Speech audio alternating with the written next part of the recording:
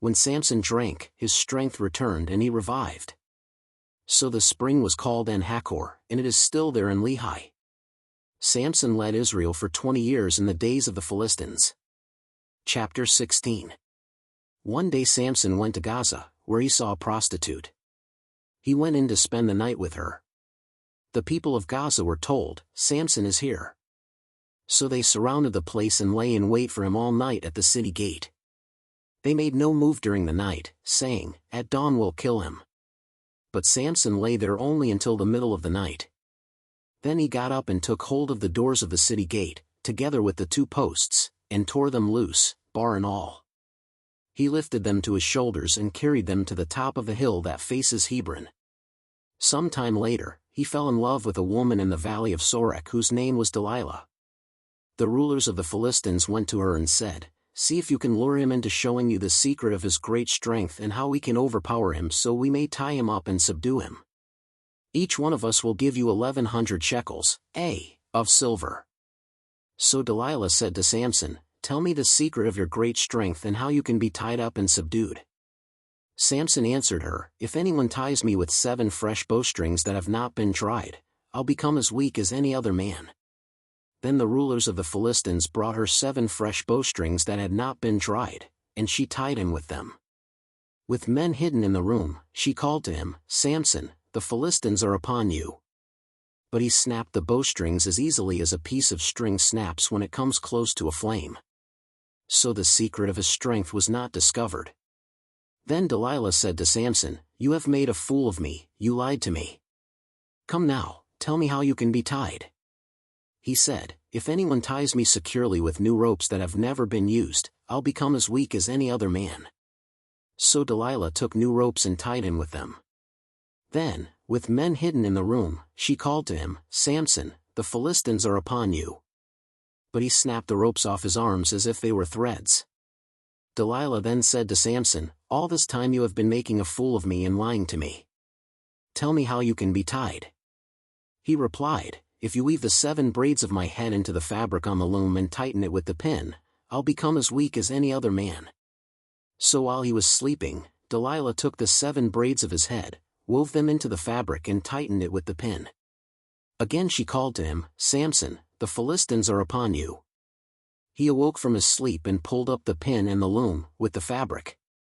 Then she said to him, "How can you say, 'I love you,' when you won't confide in me? This is the 3rd time you have made a fool of me and haven't told me the secret of your great strength." With such nagging she prodded him day after day until he was sick to death of it. So he told her everything.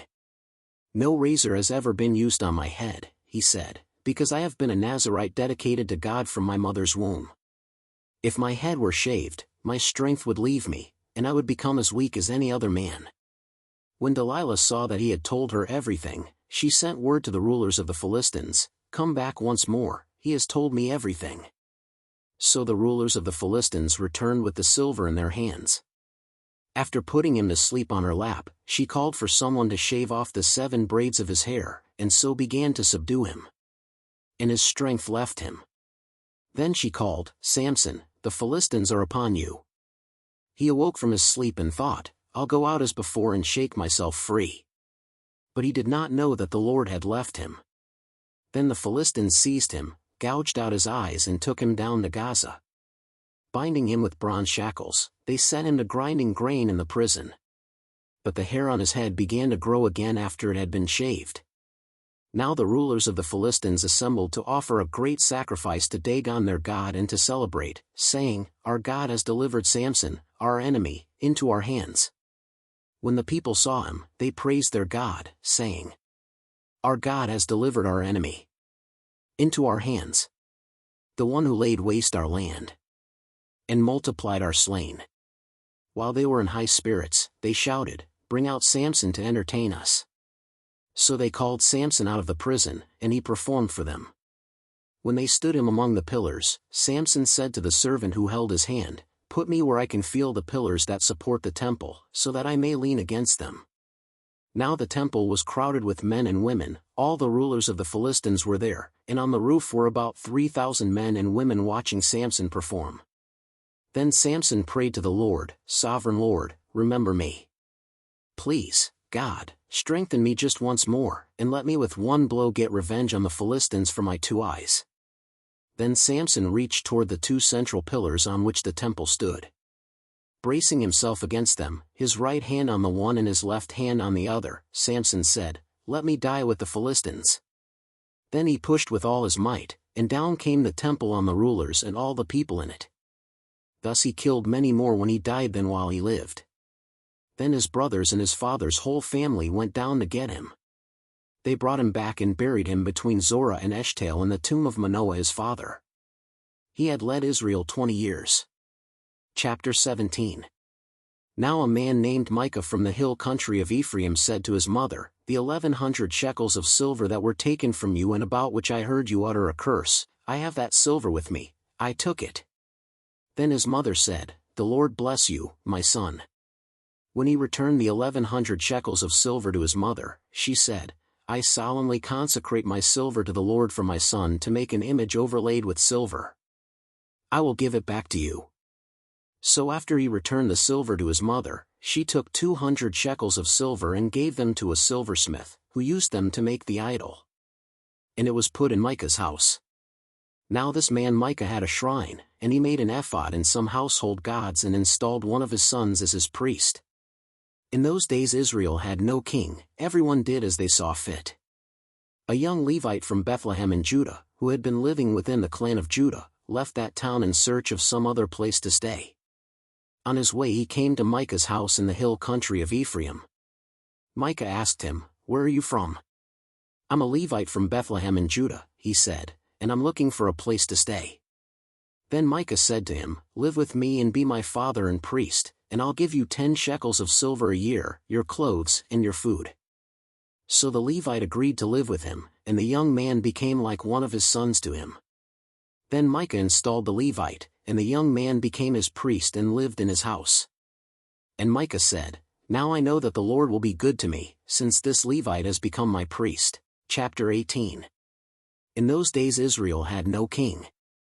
And in those days the tribe of the Danites was seeking a place of their own where they might settle, because they had not yet come into an inheritance among the tribes of Israel. So the Danites sent 5 of their leading men from Zorah and Eshtaol to spy out the land and explore it. These men represented all the Danites. They told them, "Go, explore the land." So they entered the hill country of Ephraim and came to the house of Micah, where they spent the night. When they were near Micah's house, they recognized the voice of the young Levite, so they turned in there and asked him, "Who brought you here?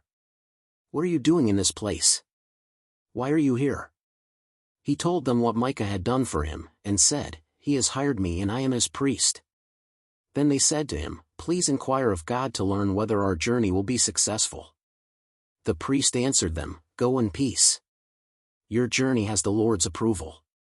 So the 5 men left and came to Laish, where they saw that the people were living in safety, like the Sidonians, at peace and secure. And since their land lacked nothing, they were prosperous. Also, they lived a long way from the Sidonians and had no relationship with anyone else. When they returned to Zorah and Eshtaol, their fellow Danites asked them, "How did you find things?" They answered, "Come on, let's attack them. We have seen the land, and it is very good. Aren't you going to do something? Don't hesitate to go there and take it over. When you get there, you will find an unsuspecting people in a spacious land that God has put into your hands, a land that lacks nothing whatever." Then 600 men of the Danites, armed for battle, set out from Zorah and Eshtaol. On their way they set up camp near Kiriath Jearim in Judah. This is why the place west of Kiriath Jearim is called Mahanadan to this day. From there they went on to the hill country of Ephraim and came to Micah's house. Then the 5 men who had spied out the land of Laish said to their fellow Danites, "Do you know that one of these houses has an ephod, some household gods and an image overlaid with silver? Now you know what to do." So they turned in there and went to the house of the young Levite at Micah's place and greeted him. The 600 Danites, armed for battle, stood at the entrance of the gate. The 5 men who had spied out the land went inside and took the idol, the ephod, and the household gods, while the priest and the 600 armed men stood at the entrance of the gate. When the 5 men went into Micah's house and took the idol, the ephod, and the household gods, the priest said to them, "What are you doing?" They answered him, "Be quiet. Don't say a word. Come with us, and be our father and priest. Isn't it better that you serve a tribe and clan in Israel as priest rather than just one man's household?" The priest was very pleased. He took the ephod, the household gods and the idol and went along with the people. Putting their little children, their livestock and their possessions in front of them, they turned away and left. When they had gone some distance from Micah's house, the men who lived near Micah were called together and overtook the Danites. As they shouted after them, the Danites turned and said to Micah, "What's the matter with you that you called out your men to fight?" He replied, "You took the gods I made, and my priest, and went away. What else do I have? How can you ask, 'What's the matter with you?'" The Danites answered, "Don't argue with us, or some of the men may get angry and attack you, and you and your family will lose your lives." So the Danites went their way, and Micah, seeing that they were too strong for him, turned around and went back home. Then they took what Micah had made, and his priest, and went on to Laish, against a people at peace and secure. They attacked them with the sword and burned down their city. There was no one to rescue them because they lived a long way from Sidon and had no relationship with anyone else. The city was in a valley near Beth Rehob. The Danites rebuilt the city and settled there. They named it Dan after their ancestor Dan, who was born to Israel, though the city used to be called Laish. There the Danites set up for themselves the idol, and Jonathan son of Gershom, the son of Moses, and his sons were priests for the tribe of Dan until the time of the captivity of the land. They continued to use the idol Micah had made, all the time the house of God was in Shiloh. Chapter 19. In those days Israel had no king. Now a Levite who lived in a remote area in the hill country of Ephraim took a concubine from Bethlehem in Judah. But she was unfaithful to him. She left him and went back to her parents' home in Bethlehem, Judah. After she had been there 4 months, her husband went to her to persuade her to return. He had with him his servant and 2 donkeys. She took him into her parents' home, and when her father saw him, he gladly welcomed him.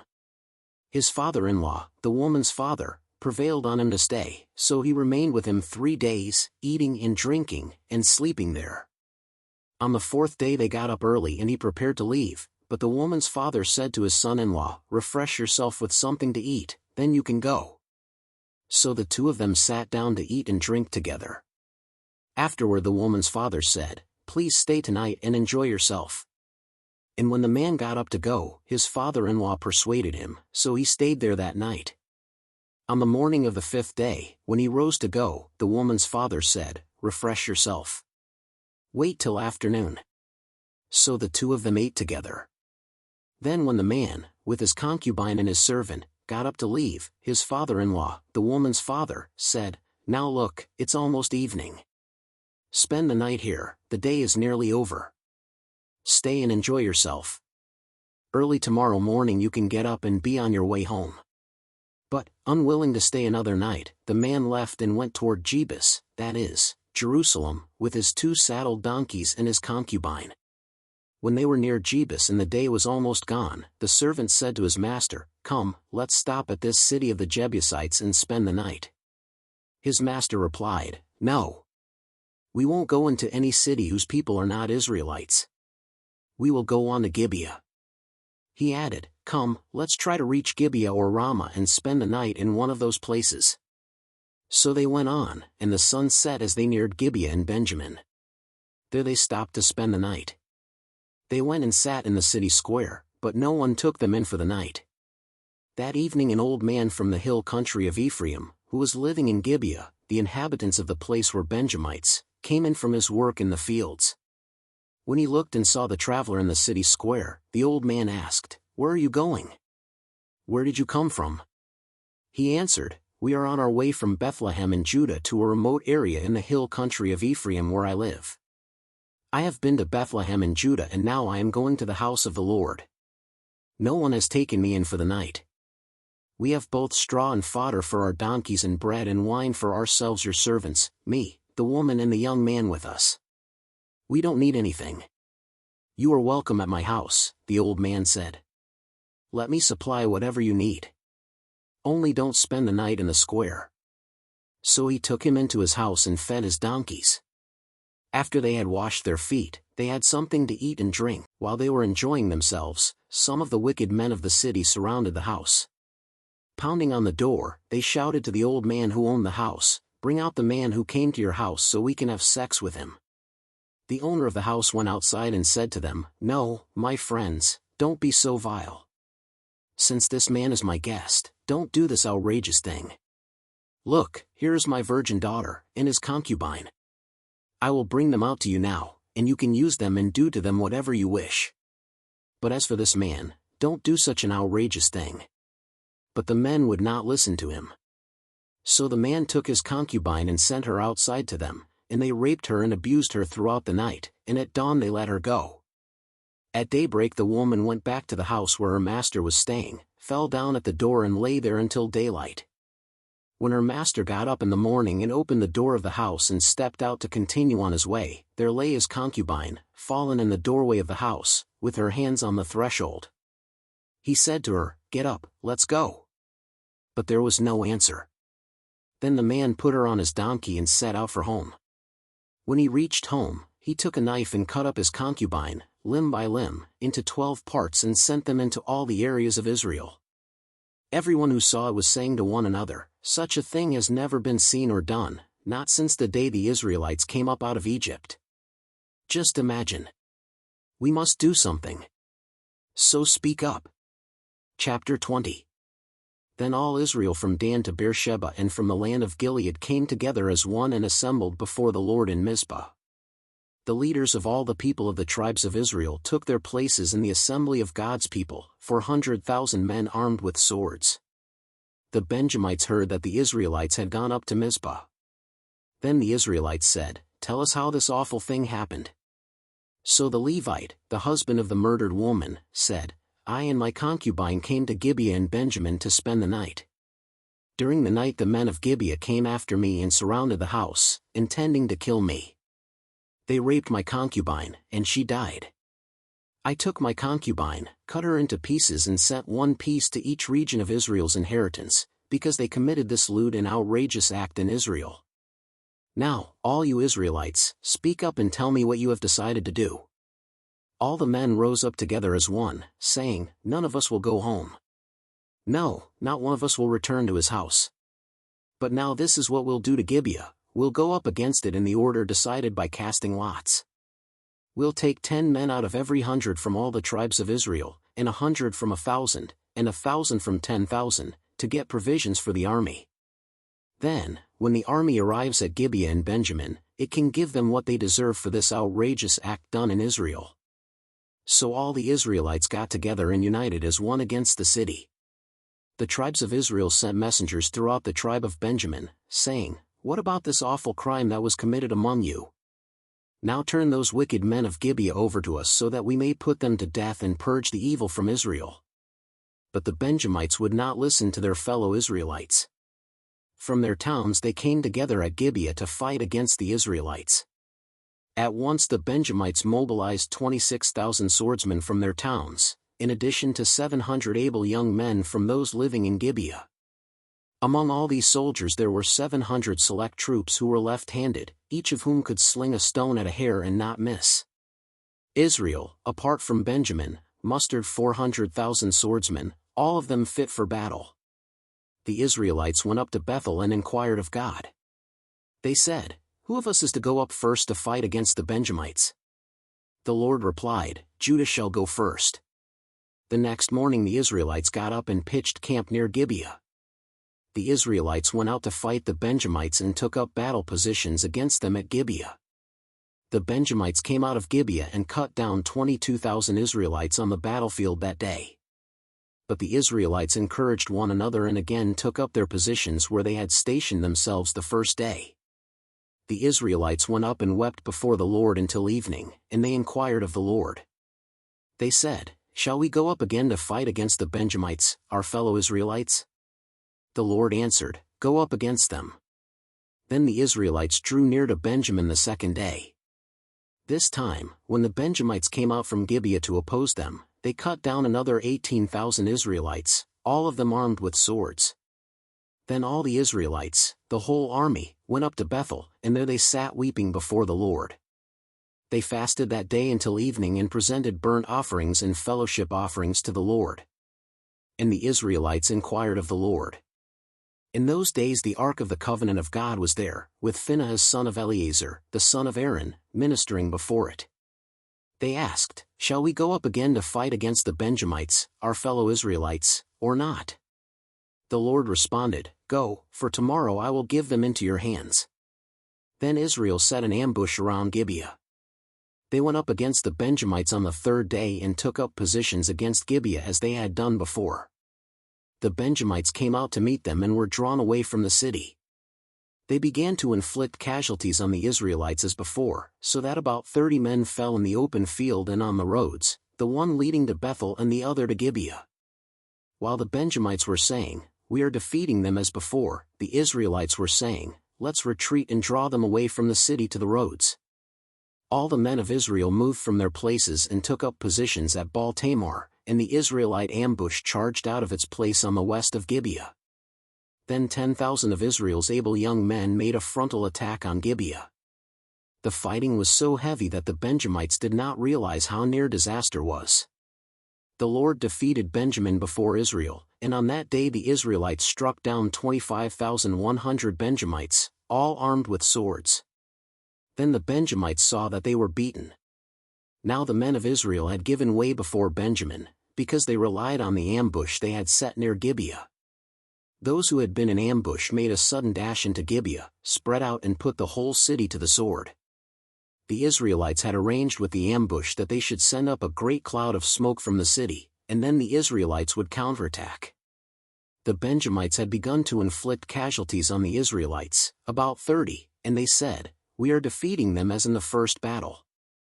But when the column of smoke began to rise from the city, the Benjamites turned and saw the whole city going up in smoke. Then the Israelites counterattacked, and the Benjamites were terrified, because they realized that disaster had come on them. So they fled before the Israelites in the direction of the wilderness, but they could not escape the battle. And the Israelites who came out of the towns cut them down there. They surrounded the Benjamites, chased them and easily overran them in the vicinity of Gibeah on the east. 18,000 Benjamites fell, all of them valiant fighters. As they turned and fled toward the wilderness to the rock of Rimmon, the Israelites cut down 5,000 men along the roads.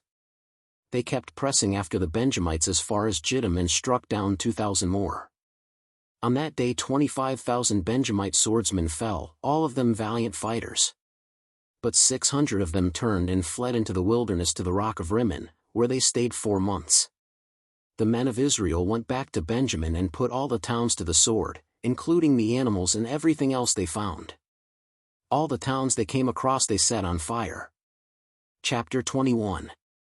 The men of Israel had taken an oath at Mizpah, "Not one of us will give his daughter in marriage to a Benjamite." The people went to Bethel, where they sat before God until evening, raising their voices and weeping bitterly. "Lord, God of Israel," they cried, "why has this happened to Israel? Why should one tribe be missing from Israel today?" Early the next day the people built an altar and presented burnt offerings and fellowship offerings. Then the Israelites asked, "Who from all the tribes of Israel has failed to assemble before the Lord?" For they had taken a solemn oath that anyone who failed to assemble before the Lord at Mizpah was to be put to death. Now the Israelites grieved for the tribe of Benjamin, their fellow Israelites. "Today one tribe is cut off from Israel," they said. "How can we provide wives for those who are left, since we have taken an oath by the Lord not to give them any of our daughters in marriage?" Then they asked, "Which one of the tribes of Israel failed to assemble before the Lord at Mizpah?" They discovered that no one from Jabesh-Gilead had come to the camp for the assembly. For when they counted the people, they found that none of the people of Jabesh-Gilead were there. So the assembly sent 12,000 fighting men with instructions to go to Jabesh-Gilead and put to the sword those living there, including the women and children. "This is what you are to do," they said. "Kill every male and every woman who is not a virgin." They found among the people living in Jabesh-Gilead 400 young women who had never slept with a man, and they took them to the camp at Shiloh in Canaan. Then the whole assembly sent an offer of peace to the Benjamites at the rock of Rimmon. So the Benjamites returned at that time and were given the women of Jabesh Gilead who had been spared.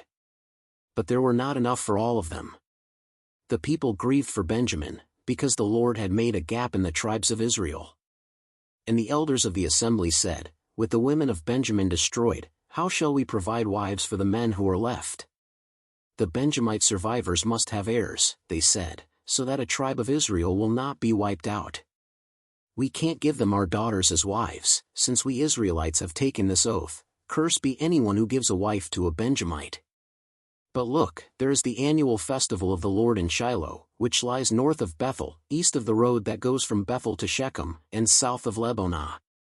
So they instructed the Benjamites, saying, "Go and hide in the vineyards and watch. When the young women of Shiloh come out to join in the dancing, rush from the vineyards and each of you seize one of them to be your wife. Then return to the land of Benjamin.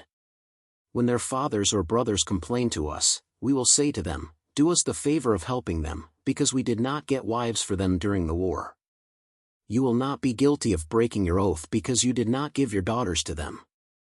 So that is what the Benjamites did. While the young women were dancing, each man caught one and carried her off to be his wife. Then they returned to their inheritance and rebuilt the towns and settled in them. At that time the Israelites left that place and went home to their tribes and clans, each to his own inheritance. In those days Israel had no king, everyone did as they saw fit.